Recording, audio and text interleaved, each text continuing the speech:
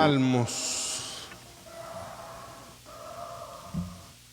se menciona de cómo le suplicamos a Dios con gritos. Es muy interesante que hoy la lectura nos presente una mujer que es desoída por sus gritos o en sus gritos. No sé por qué, bueno, sí sé por qué, pero ahora en la tarde, en un ratito, me puse a rezar el texto y me llamó la atención que los gritos no conmueven a Jesús. Me llamó la atención, no sé si son conscientes, que los gritos a quien conmueven es a los apóstoles, ¿verdad? Porque esta mujer dice, se puso a gritar, y entonces a quien conmueve es a los apóstoles. Los apóstoles se vuelven como intercesores. No sé, bueno, por lo menos hace ver que es un poco por el escándalo que viene haciendo.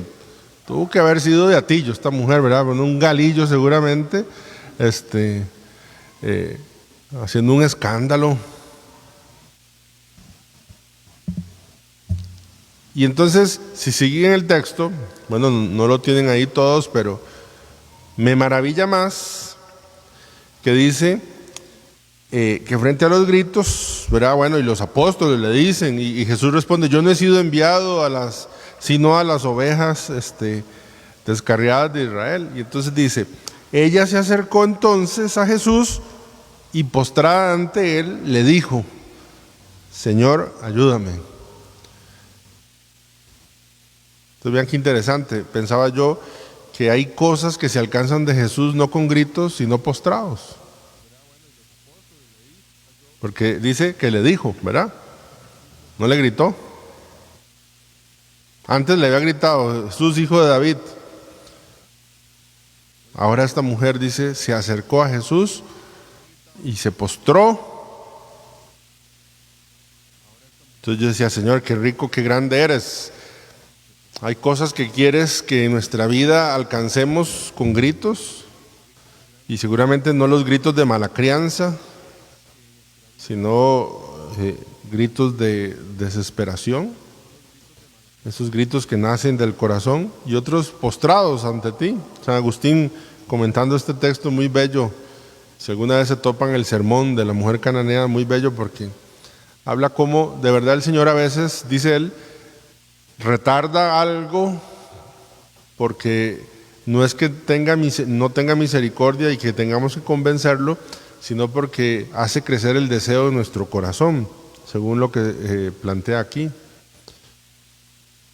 Y muy interesante esta mujer porque todo lo que recibe es una mujer cananea.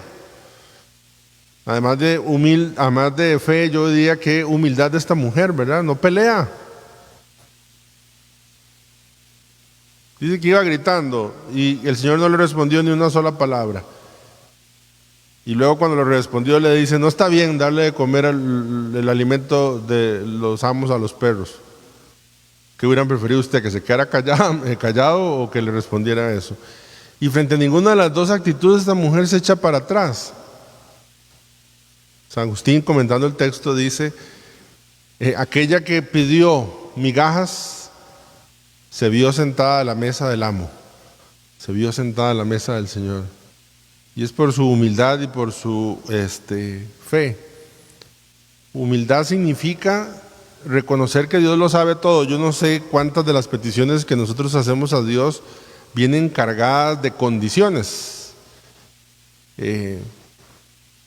Incluso cuando yo le digo, ahorita que estoy diciendo, tal vez yo estoy diciendo, miren que hay cosas que se alcanzan, algunas con gritos y algunas postrados. Y quizá alguien de los que está aquí o de los que me está oyendo por la transmisión dice, no, Padre, yo he hecho los dos, he gritado y he postrado y no he alcanzado. Entonces que tu plegaria no es humilde porque no le estás pidiendo al Señor por la sabiduría del Señor, sino que le estás pidiendo una condición al Señor. Y entonces tu corazón todavía no se abandona en Dios porque no ves cumplido lo que estás pidiendo. Quizá lo que estás pidiendo no solo depende del Señor, ¿verdad? No solo depende del Señor. Y entonces, si el Señor es todopoderoso, ¿por qué no hace en esa persona o en esa circunstancia? ¿Por qué no hace que ese juicio salga así de tal forma? Bueno, es que el Señor todopoderoso ha querido respetar la libertad. ¿Y por qué no decir lo mismo de vos? Si el Señor es todopoderoso, ¿por qué no y respeta tu libertad y te trae todos los días a misa? ¿Por qué no y respeta tu libertad y diezmas? ¿Por qué no respeta tu libertad? ¿Ves cómo queremos que el Señor y respete la libertad y las decisiones de otros?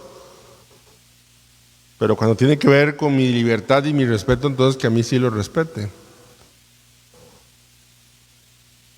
Una mujer cananea, de la cual tenemos que aprender muchísimo. Sabemos que perros, así se les llamaba a los paganos, ¿verdad? Perritos, a los perros, a los paganos. Entonces, muy importante, muy interesante para mí que vemos cómo esta mujer se rinde delante de Dios y cae delante de Dios. Mandé imprimir algunas frases de San Juan María Vianney, un hombre extraordinario. Lastimosamente hemos pensado o se conoce de que es un hombre como con poca inteligencia. La verdad es que lo que sabemos es que le costaba el latín. Y los exámenes eran en latín y las predicaciones eran en latín. Es muy bonito leer las historias de las biografías, que cuando el padrecito se paraba aquí para predicar, tenía que predicar en latín y le costaba, el latín sí le costaba, ¿verdad? Y entonces no podía, y la gente que estaba ahí esperando que él predicara, le decían, vamos padre, ánimo padre, usted puede padre, ¿verdad? La gente le hacía barra al padrecito para que predicara. Hijo de mi alma, yo no sé si han tenido la oportunidad de leer los sermones del cura de Ars, por ejemplo, si lo pueden leer, hay un sermón sobre la tibieza espiritual, que yo le aseguro que si usted lo lee, mañana pide cita para confesarse, se lo aseguro. Y entonces no era un hombre que no era inteligente, tenía una dificultad en cuanto al latín. Y una persona que le tocó en su sacerdocio sufrir bastante, la verdad. Al principio a uno le dan las facultades para confesar totales, a él le dieron primero confesar niños, luego niñas, luego hombres, luego mujeres. De hecho lo mandaron a un pueblito, 267 personas, no recuerdo la cantidad de habitantes que tenía. Como el obispo diga, bueno, a ver qué hace allí. ¿Y qué hizo? A punta de confesión transformó este pueblo al punto en que muchísima gente venía de lugares distintos a confesarse con el padrecito. En Ars, yo no he ido, no conozco, está el confesionario donde él confesaba, una maderita ahí. Tuvieron que ponerle como un recubrimiento de vidrio porque la gente lo iba a ver y le arrancaba un pedacito de astilla para decir, voy a guardarme un recuerdito, ¿verdad? Entonces tuvieron que ponerle, un hombre atormentado por el demonio, mucho, igual que el Padre Pío, un hombre que con sus fragilidades pues amó y encontró a Cristo como sacerdote. Algunas frases que yo quiero decirles. Dice, todas las buenas obras del mundo reunidas no equivalen al santo sacrificio de la misa, porque son obras de hombres, mientras la misa es obra de Dios. Usted que a veces piensa, voy a misa, no voy a misa. Oigan, todas las buenas obras reunidas no equivalen, no tienen el mismo peso, ¿verdad? Dice el cura de Ars, porque todas las demás son humanas. Esta es una obra divina. Dice, sin el Espíritu Santo somos como una piedra de las que encontramos en el camino. Toma en una mano una esponja empapada en agua y en la otra una piedra. Apriétalas igualmente. No saldrá nada de la piedra. Y de la esponja verá salir agua en abundancia.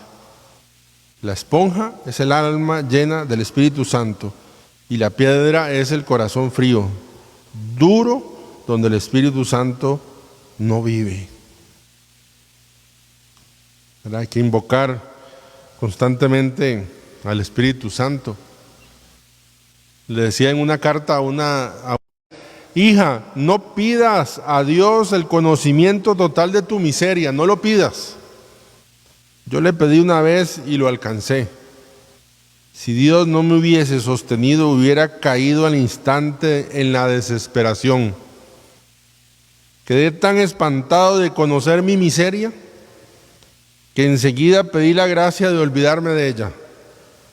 Y Dios me escuchó, pero me dejó la suficiente luz sobre mi poca, sobre mi nada, para que entienda que no soy capaz de cosa alguna.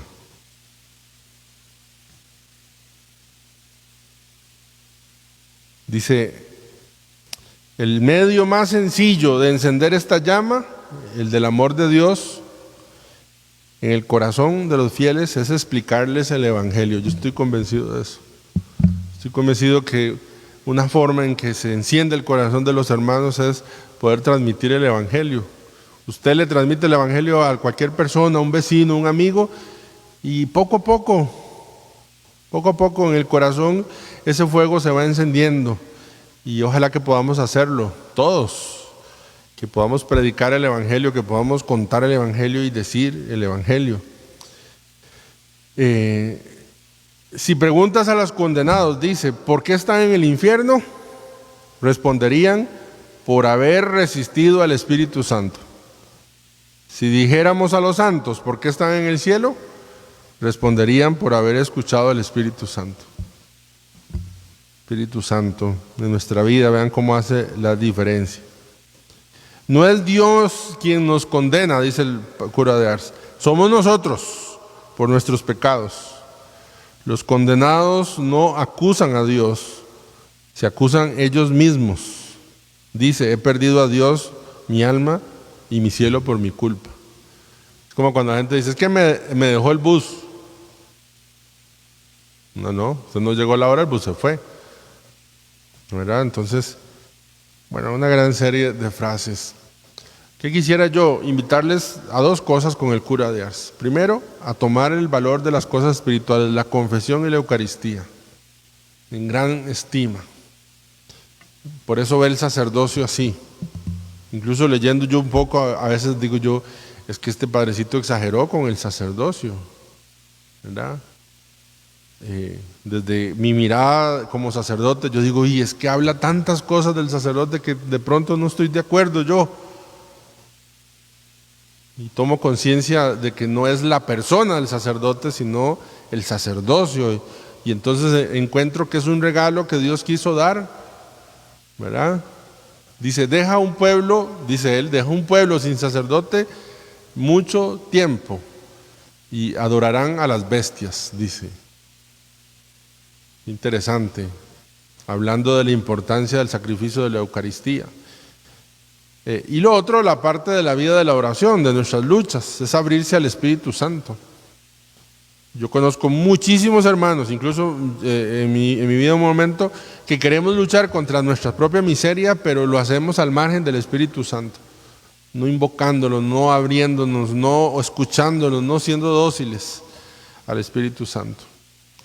Hoy quisiera pedirle al Señor que siga llamando a jóvenes. Mi servicio tuvo que ser mucho tiempo allí, que siga llamando a jóvenes a este servicio sacerdotal y este servicio sacerdotal diocesano de manera muy especial, para que cada vez haya más personas y que no se quede ninguna parroquia sin sacerdotes. Yo siempre digo que normalmente uno piensa en el sacerdote cuando ocupa uno, ¿verdad? Cuando la gente se enoja de que es que me quiero casar tal día, tal hora, ¿y por qué no puedo? Porque no hay sacerdote. Y es que ocupo que el funeral sea hasta ahora, ¿y por qué no? Porque no hay sacerdote. Entonces normalmente no pensamos en la necesidad de sacerdote solo cuando requerimos un servicio del sacerdote.